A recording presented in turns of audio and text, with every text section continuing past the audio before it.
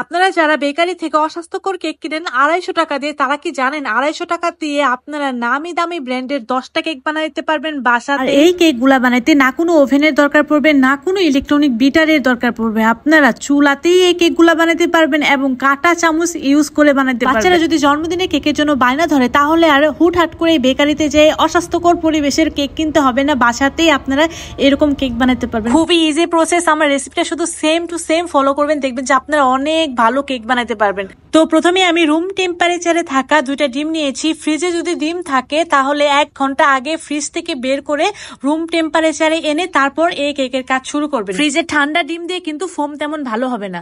তারপর 2টা কাঁটা চামচ দিয়ে প্রথমে একটু ফ্লাফি করে নিলাম। এখন এখানে চিনি অ্যাড করব। এখানে আমি 1/2 কাপ চিনি 3 বারের মতো অ্যাড করে নেব।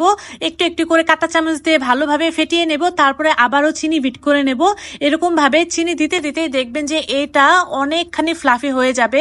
এরকম ভাবে ফ্লাফি হইতে হইতে দেখবেন যে চিনিটা গলে একদম সাদা সাদা হয়ে আসবে, খুব ভালো একটা ফোম হয়ে যাবে। আমি একটু চেক করে দেখতেছি চিনিটা গলেছে কিনা। কাঁটা চামচ দিয়ে আমি প্রায় 15 থেকে 20 মিনিটের মতো এরকম ভাবে খুব ভালোভাবে ফোমি ফোমি টেক্সচারে নিয়ে এসেছি।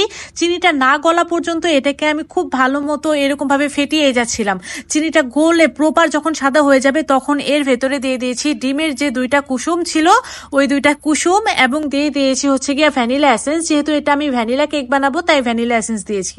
তারপরে খুব ভালোভাবে মিক্স করার পর এখানে দিয়ে দিচ্ছি 1/2 কাপ ময়দা আর 1/2 চা চামচের মতো বেকিং পাউডার।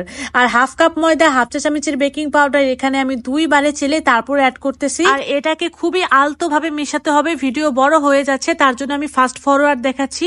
খুবই আলতো করে আদর করে মেশাতে হবে যেন ডিমের ফোমটা না ভাঙে। 6 ইঞ্চি একটা মোল্ড নিয়ে শুধু মোল্ডের নিচে তেলটা ব্রাশ করব, সাইডে কিন্তু তেল ব্রাশ করা যাবে না।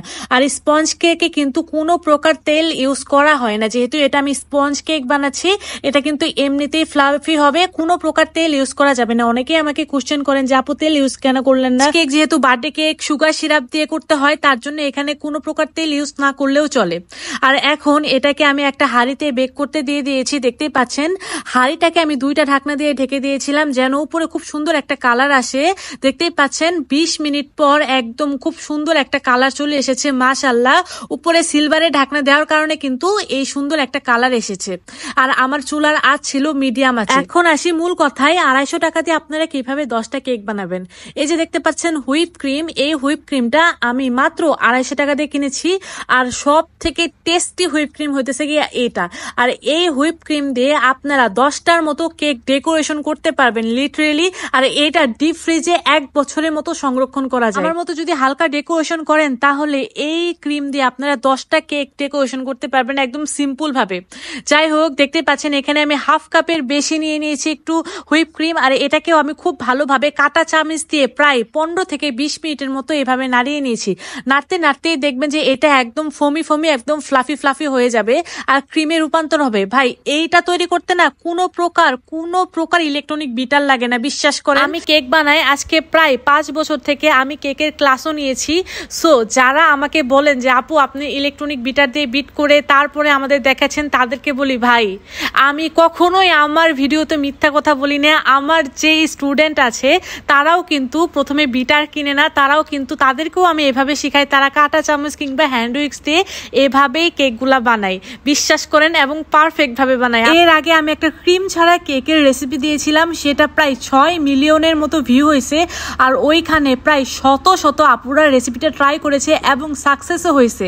তাহলে বুঝতে পারছেন যে আমার রেসিপিটা কতটা অথেন্টিক ভাবে আমি আপনাদের দেখাই।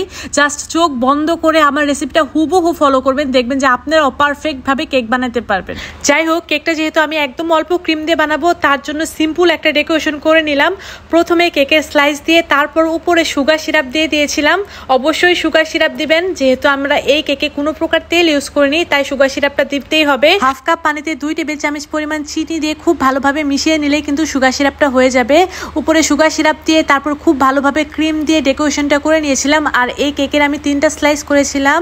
3য় নাম্বার স্লাইসটাকে আমি একটু গ্রিন ফুড কালার দিয়ে ব্লেন্ড করে নিয়ে কেকের চারপাশ দিয়ে দিয়েছিলাম। তাতেই কিন্তু আমাদের এই সিম্পল ডেকোরেশনটা রেডি হয়ে গিয়েছে। দেখতেই পাচ্ছেন খুবই ইজি ভাবে বানানো যায়। রেসিপি ভালো লাগলে রেসিপিটা আপনাদের টাইম লাইনে শেয়ার দিয়ে রেখে দিবেন যেন পরবর্তীতে দেখে দেখে বানাতে পারেন। তাহলে এ পর্যন্তই দেখা হবে নেক্সট এপিসোডে। সে পর্যন্ত সবাই ভালো থাকবেন। আল্লাহ হাফেজ।